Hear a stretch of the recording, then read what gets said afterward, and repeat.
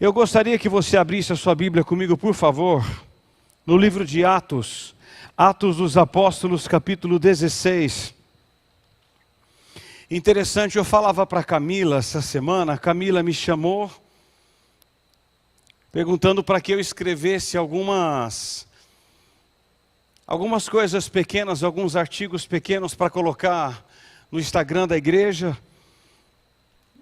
E eu fui para esse texto que eu vou ministrar agora, e eu achei no mínimo interessante. Eu não ia ministrar essa palavra, mas aprove a Deus eu ir para ela. Atos 16, eu quero ler com vocês nessa noite dos versículos 19 até o 34. Maravilhosa essa palavra, que o Espírito Santo de Deus possa falar com vocês nessa noite, em nome de Jesus. Atos 16, versículos 19 até o 26, nós vamos ler. Diz assim a Escritura: vendo os seus senhores que lhes desfizeram a esperança de lucro, agarrando Paulo e Silas, os arrastaram para a praça, à presença das autoridades, e levando-o aos predores, disseram: estes homens, sendo judeus, perturbam nossa cidade, propagando costumes que não podemos receber nem praticar, porque somos romanos. Levantou-se a multidão unida contra eles, e os pretores, rasgando-lhes as vestes, mandaram açoitá-los com varas. E depois deles derem muitos açoites, os lançaram no cárcere, ordenando ao carcereiro que os guardasse com toda a segurança. Este, recebendo tal ordem, levou-os para o cárcere interior e lhes prendeu os pés no tronco. Por volta da meia-noite, Paulo e Silas oravam e cantavam louvores a Deus, e os demais companheiros de prisão escutavam. De repente, sobreveio tamanho terremoto que sacudiu os alicerces da prisão. Abriram-se todas as portas e soltaram-se as cadeias de todos. Pai Celestial, nós te louvamos nesta noite, pelo privilégio que temos de cantar cânticos a Ti, de ofertar a Ti e de estar aqui mais uma vez.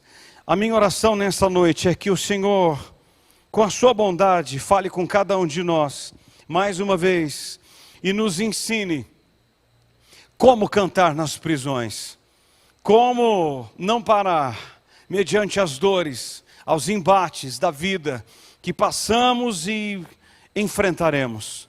Eu quero te louvar por essa noite e te render graças, em nome de Jesus. Amém, amém, amém.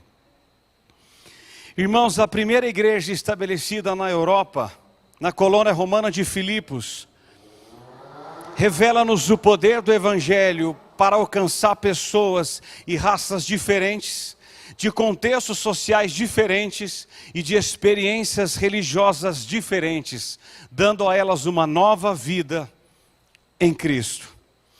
Paulo e Silas enfrentaram circunstâncias hostis e adversas na plantação da igreja de Filipos. E à guisa de introdução eu quero ver 4 delas, 4 circunstâncias hostis que eles enfrentaram para abrir a igreja. A primeira delas está no versículo 19. Eles foram presos por terem desfeito a esperança de lucro com a prática da feitiçaria. Paulo foi um instrumento de Deus para a libertação dessa jovem possessa. A moça foi liberta de demônios e Paulo foi preso pelos exploradores. Irmãos, é sempre assim.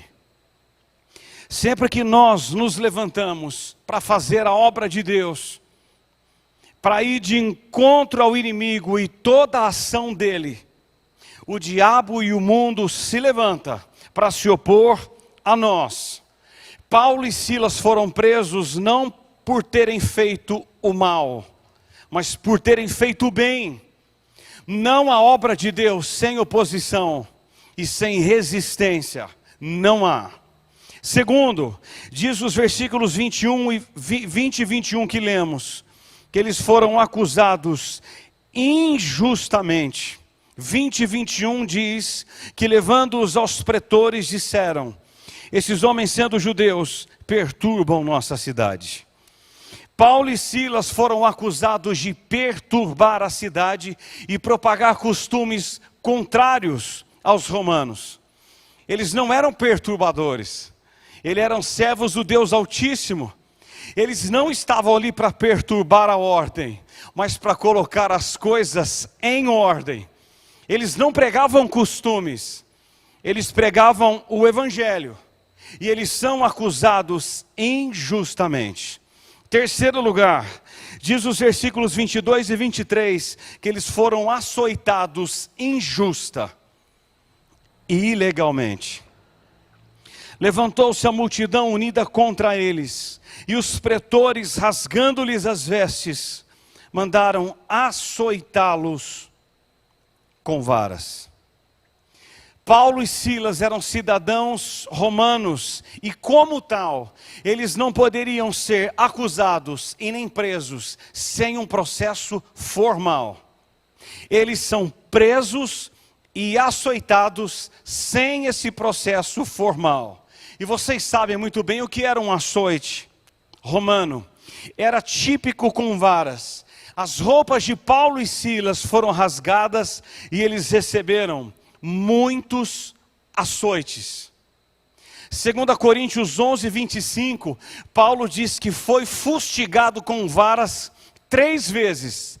Essa em Filipos certamente é uma delas. As outras não sabemos, mas essa aqui era uma delas. E ele foi fustigado com varas. E quarto lugar, eles foram jogados da prisão interior para uma masmorra romana. Diz o versículo 23 e 24, que depois de lhes darem muitos açoites, os lançaram no cárcere, ordenando ao carcereiro que os guardassem com toda a segurança. Este, recebendo tal ordem, levou-os para o cárcere interior e lhes prendeu os pés no tronco. Irmãos, uma prisão romana tinha 3 partes, ou 3 repartições. A primeira era chamada comuniora. Essa primeira parte, os prisioneiros tinham ar fresco e luz. A segunda parte era chamada interiora. Essa já era uma prisão subterrânea, úmida, fria, sem ar fresco e sem luz. Essa prisão era uma masmorra trancada por vários portões de ferro e por pesados ferrolhos, e em cada uma delas havia 5 buracos cavados na pedra. Esses buracos tinham os seguintes propósitos. 2 deles eram cavados no chão, onde o prisioneiro tinha que colocar em cada um deles os seus pés. Então vamos, 2 primeiros, para colocar o pé aqui e o pé aqui. O prisioneiro ficava dessa forma, um com o pé direito em um buraco e outro com o esquerdo em outro buraco. 2 deles eram cavados na parede rochosa, ou seja, aqui, um para colocar a mão direita e o outro para colocar a mão esquerda. E o 5º era para se colocar a cabeça. Vamos recapitular o que é interiora.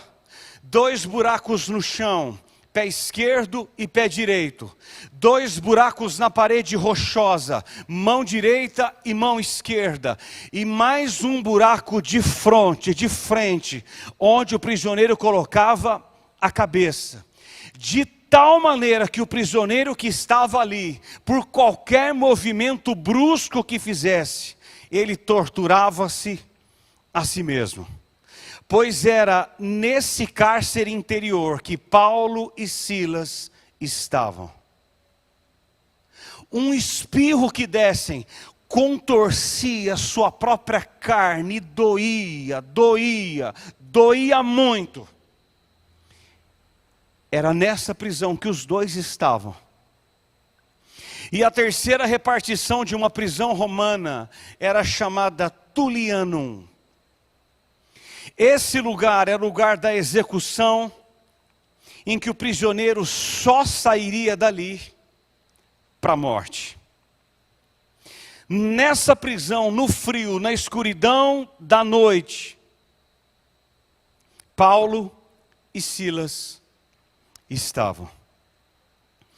Dito isso, a introdução para vocês se situarem do porquê da pergunta que eu quero fazer, de eles serem presos por libertarem uma moça da feitiçaria, eles serem acusados injustamente, eles serem açoitados injustamente, e os dois serem jogados em uma masmorra romana, chamada Interiora. Sofriam muitas dores. É nessa introdução que eu quero fazer uma pergunta para você e vai nortear a mensagem. Quais as lições que nós podemos tirar desse texto? Como cantar à meia-noite na prisão? Como? Como dois homens como nós cantarem dentro da Interiora, 2 por 2, 2 por 2, pés aqui, mãos aqui e cabeça dentro da parede. Como cantar? Como? As 6 coisas. Irmãos, escute, eu não ia pregar esse texto, eu ia falar sobre o jovem rico de Marcos 10, e quando a Camila me ligou pedindo esses textos, eu olhei para esse texto, mas na hora, sem titubear, o Espírito Santo me disse, fale isso no sábado, fale isso. Aguça, você que me ouve, você que está aqui, eu chorei um pouco essa semana lendo isso aqui, porque o Espírito falou. Ele me mostrou algumas coisas que eu quero ver com vocês. Como cantar à meia-noite, preso, debaixo de muita dor.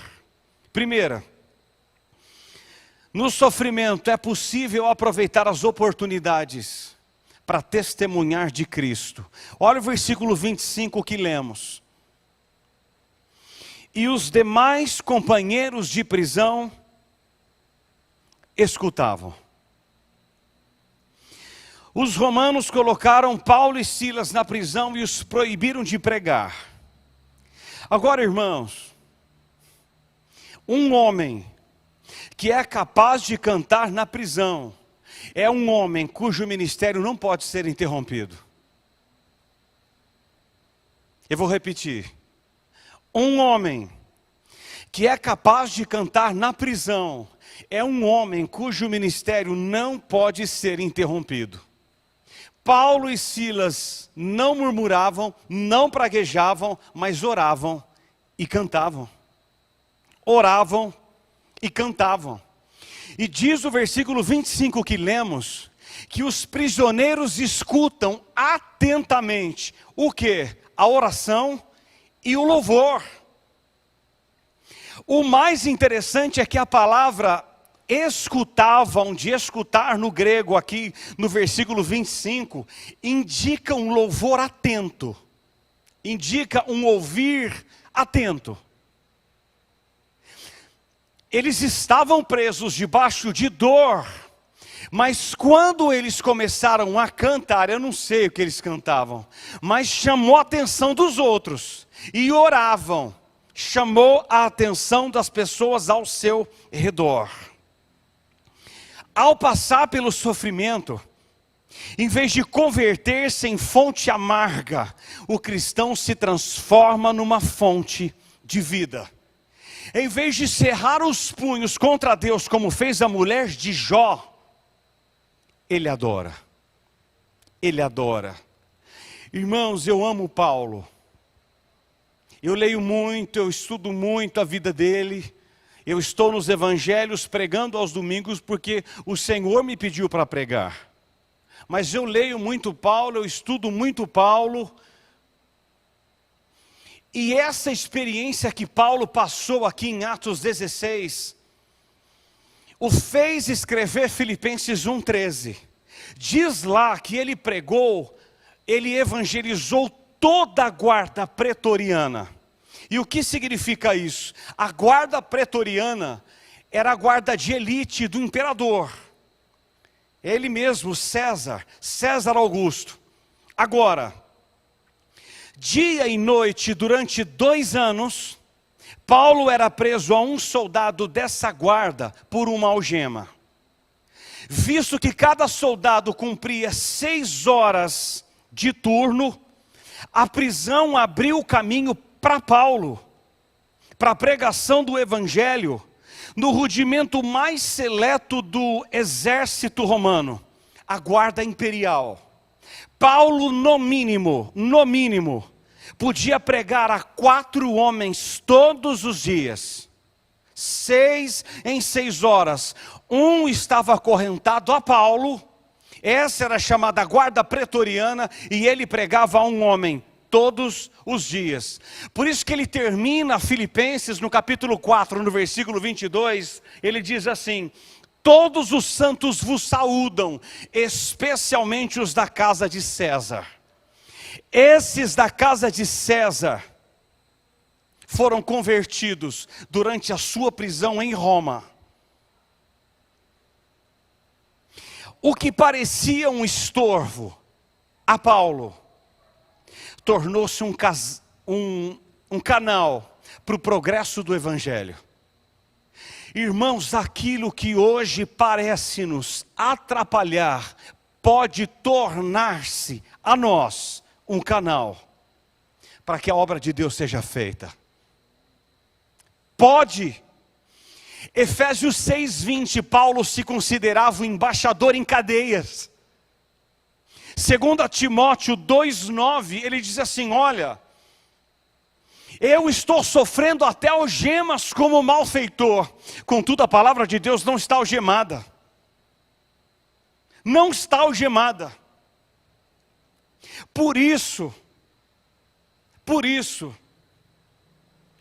Paulo podia dizer o que ele diz em Filipenses 4, a partir do versículo 10.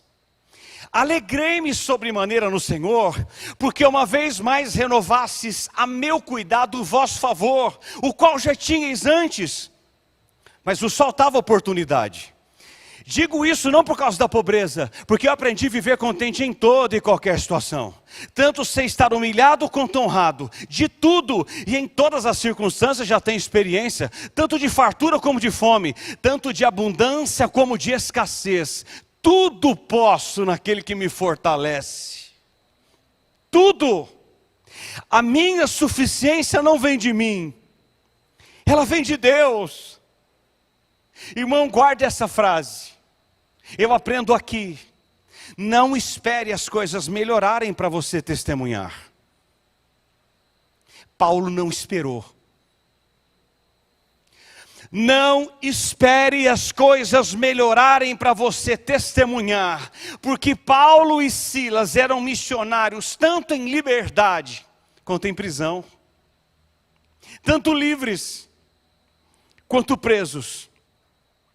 Quando os filhos de Deus cantam no sofrimento, o nome de Deus é exaltado e pecadores são impactados. Eles ouviram ouvir atento. Aproveite as oportunidades que Deus lhe dá para testemunhar às pessoas à sua volta, seja na dor ou na bonança. Segundo, eu aprendo no versículo 25 ainda, que no sofrimento é possível triunfar sobre as adversidades e usá-las como incenso de adoração. Diz o versículo 25, que à meia-noite, Paulo e Silas oravam e cantavam louvores a Deus. Irmãos, a adversidade é uma encruzilhada, no qual uns colocam os pés na estrada do fracasso, e outros avançam pelo caminho da vitória. Ou você vai por um, ou por outro. Ou a dor paralisa você, esmaga você e mata você, ou faz você crescer. Na dor, ou vamos pela encruzilhada do fracasso, ou pelo caminho da vitória. Sabe como isso aqui muda? Paulo começou a olhar para o sofrimento na perspectiva de Deus. Romanos 8,18, ele diz assim: olha, para mim eu tenho por certo que as aflições do tempo presente não podem ser comparadas com a glória que em nós há de ser revelada. Apenas suportar o sofrimento não é cristianismo, é masoquismo, é estoicismo. Por quê? Porque o cristianismo transforma vales em mananciais, choro em alegria, sofrimento em liturgia de adoração.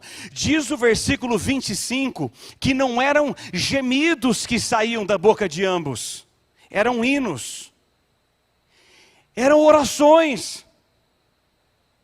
Irmãos, isso é fundamental, porque ao passar por dores e por lágrimas e por destempéries nessa vida, podemos triunfar sobre todas elas. Todas elas, todas. Em vez de amaldiçoar os homens, eles louvavam a Deus.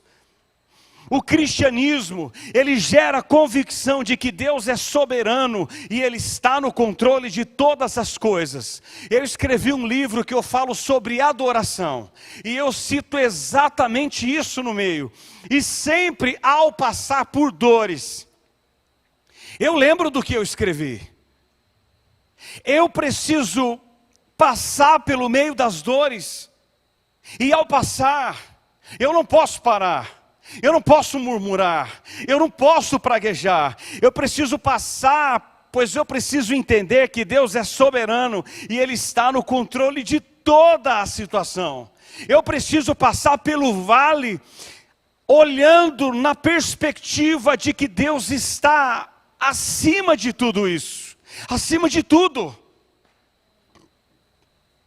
No sofrimento, é possível triunfar sobre as adversidades e usá-las como incenso de adoração. Irmãos, eu vou abrir o meu coração aqui para vocês. Eu sinto vergonha às vezes da nossa geração. Vergonha. Porque na primeira oportunidade murmuramos. Desistimos.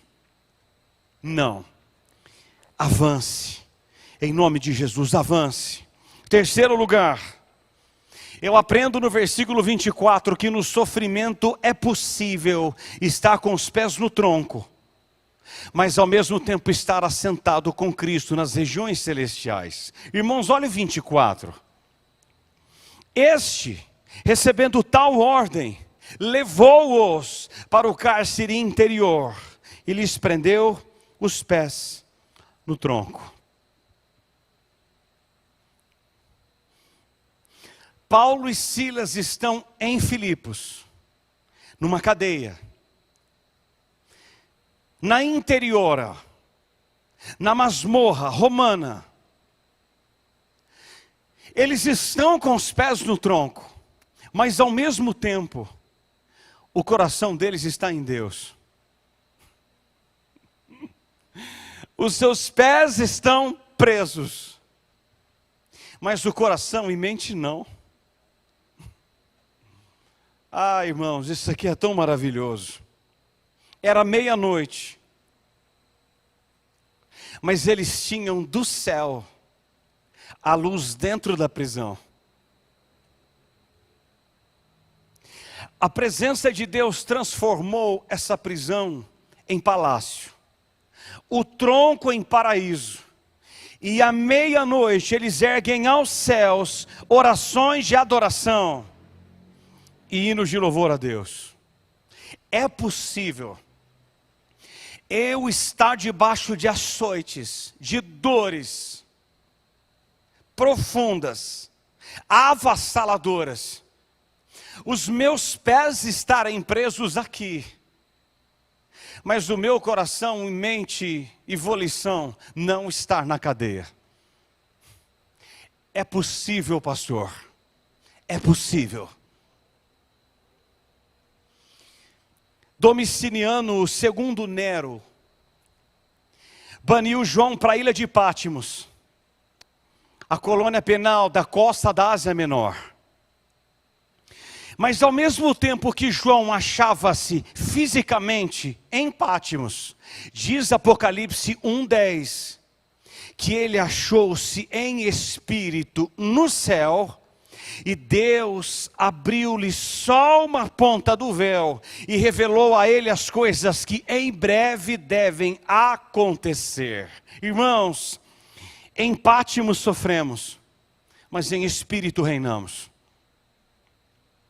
Não importa as circunstâncias, se você está no palácio ou na favela. Paulo e Silas não foram influenciados pela prisão. Eles influenciam dentro dela. O lugar não nos faz. Não. O lugar nunca faz um cristão. Nós fazemos o lugar.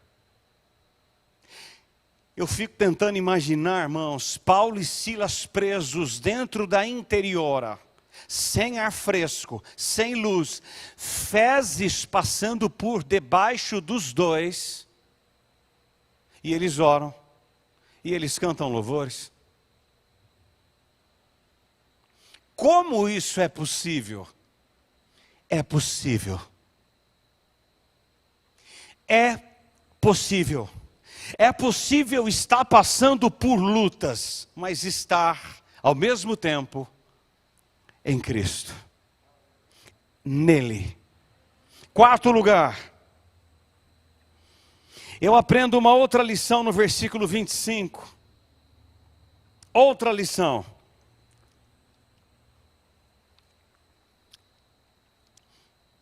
Que nas horas mais escuras da vida, é tempo de adorarmos a Deus. Por volta da meia-noite. Ah, Jesus.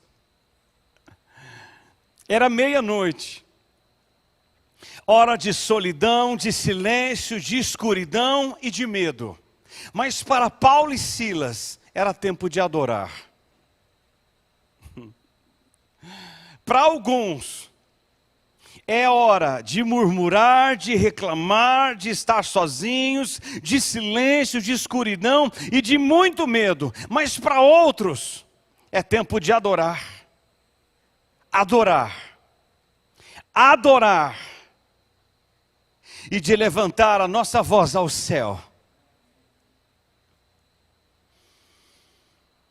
Irmãos, para Paulo e Silas, não havia problema sem solução. Sabe por quê? Porque eles não foram chamados para escapar da dor, mas para triunfar sobre elas. Existem situações que nós não vamos escapar, teremos que passar por elas, mas triunfaremos sobre todas elas. Todas. Todas elas. Irmão, é muito fácil cantar na alegria. É fácil cantar no santuário. É fácil ter paz na bonança. Mas Deus nos convoca a ter paz no vale. No vale. Deus nos convoca nessa noite a cantar na prisão. E à meia-noite. Paulo cantou ensanguentado e injustiçado. Às vezes reclamamos cheios de saúde e honrados.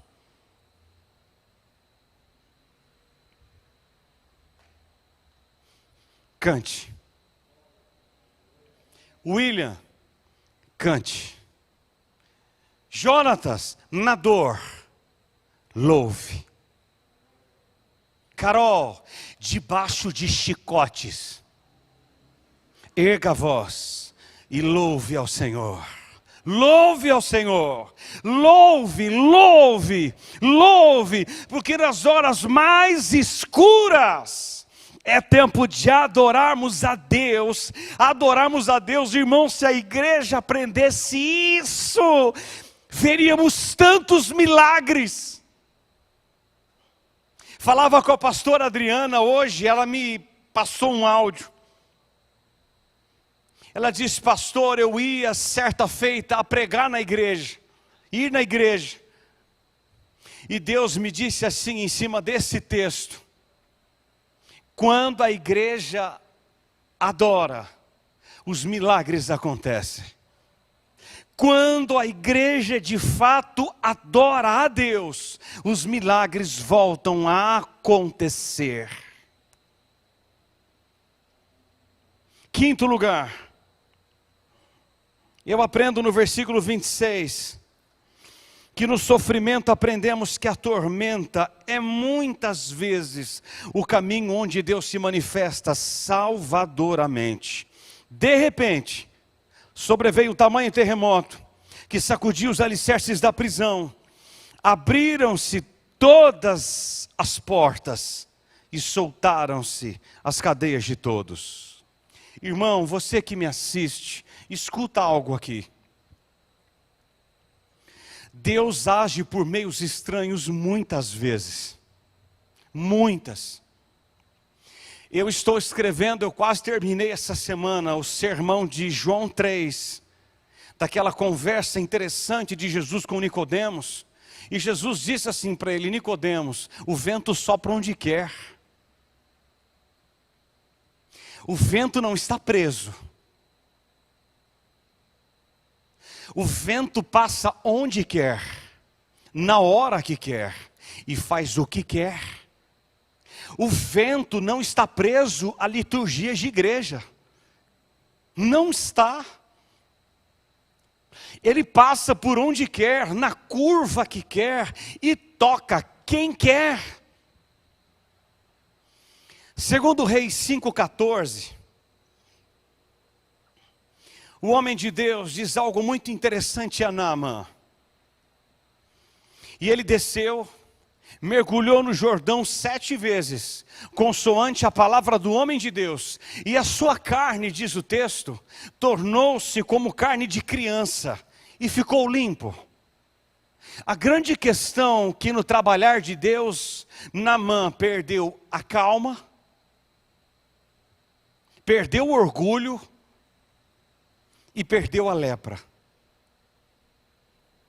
Deus faz assim. Ele age por meios que não entendemos. E às vezes nós nem cremos. E é assim que Ele faz. Eu lembro-me agora do texto de Atos 12. Diz Atos 12.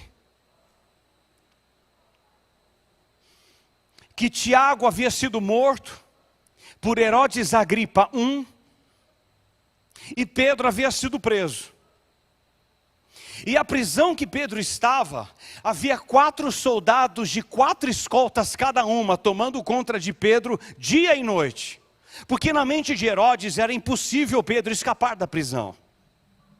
Porém, diz Atos 12:7, que Deus enviou um anjo, anestesiou todos os guardas, os 16. O anjo abriu aquele portão pesado que dava para a rua, e Pedro pôs o pé para fora. Deus age até hoje no meio dessa pandemia, de formas impensadas para nós, como a Camila disse no louvor. Ele age de formas que nós não entendemos. Às vezes não cremos, porque somos racionais demais e queremos colocar o Espírito Santo dentro de uma garrafa e pensamos que Ele só pode fazer aquilo que eu entendo e que eu creio. Ah, coitado! Então Ele vai exatamente o contrário. Contrário. Irmãos, ainda hoje à noite, Deus, Ele quebra a cadeia e despedaça o jugo ainda nessa noite. Ele confunde o inimigo e liberta os seus filhos da trama do mal. Hoje à noite. O terremoto foi um instrumento que Deus usou para abrir as portas dessa prisão e quebrar os ferrolhos de corações endurecidos. Escuta. Escuta agora, hein? O propósito de Deus no terremoto é sacudir as almas dormentes que dormem. Às vezes os terremotos são mandados para abrir olhos, salvar uns, acordar outros. Deus precisou mandar um terremoto para que esse carcereiro fosse convertido. O mesmo Deus que abriu o coração de Lígia em Atos 16:14, numa reunião de oração, envia um terremoto para abrir o coração do carcereiro. O mesmo. Deus envia terremotos, às vezes, para que despertemos. Ele age de formas diferentes para salvar. Deus está agindo nessa pandemia. E esse terremoto todo que nós temos visto, sabe o que tem servido para nós, povo de Deus? Acordar. As almas dormentes, Deus tem feito assim, desperta, acorde.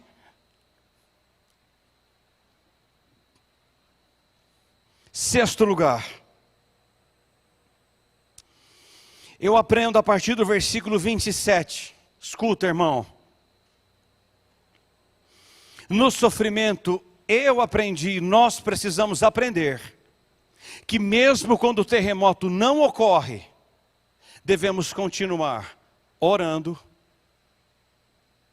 e adorando.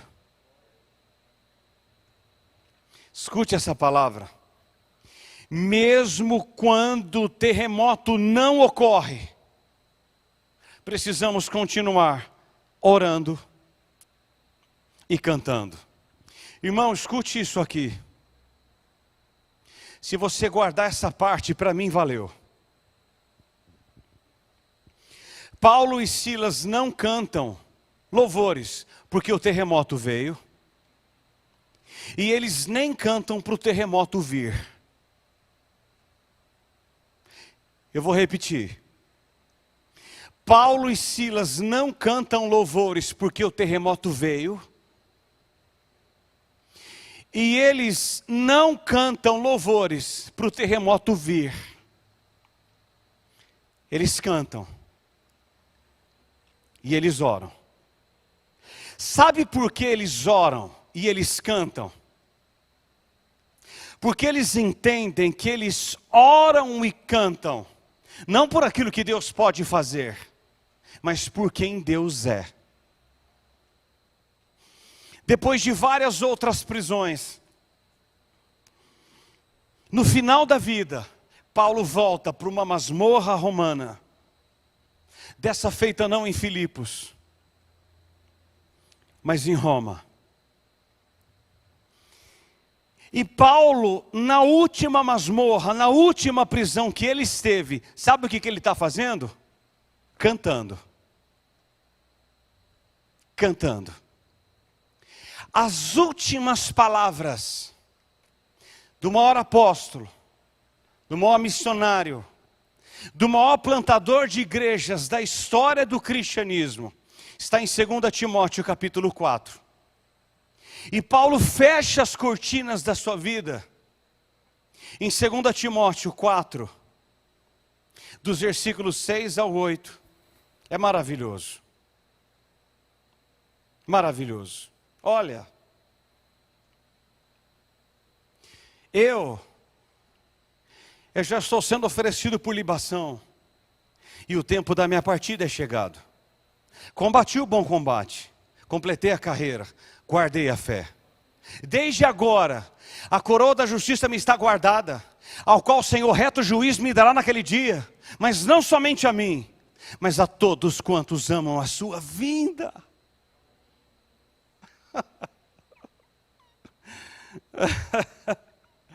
A despeito de enfrentar a dor, o abandono, privação, traição, ingratidão, esse homem está cantando.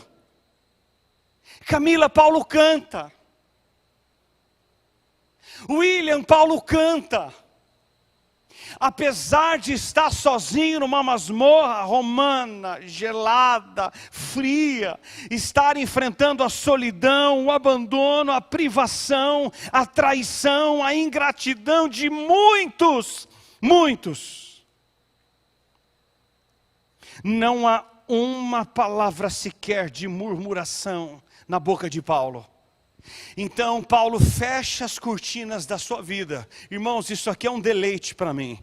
Um deleite. Paulo diz em 2 Timóteo capítulo 4, versículos 17 e 18, suas últimas palavras dizendo: mas o Senhor me assistiu e me revestiu de forças, para que por meu intermédio a pregação fosse plenamente cumprida e todos os gentios a ouvissem. Eu fui libertado da boca do leão. O Senhor me livrará também de toda obra maligna e me levará salvo para o seu reino celestial. A Ele glória pelos séculos dos séculos. Amém.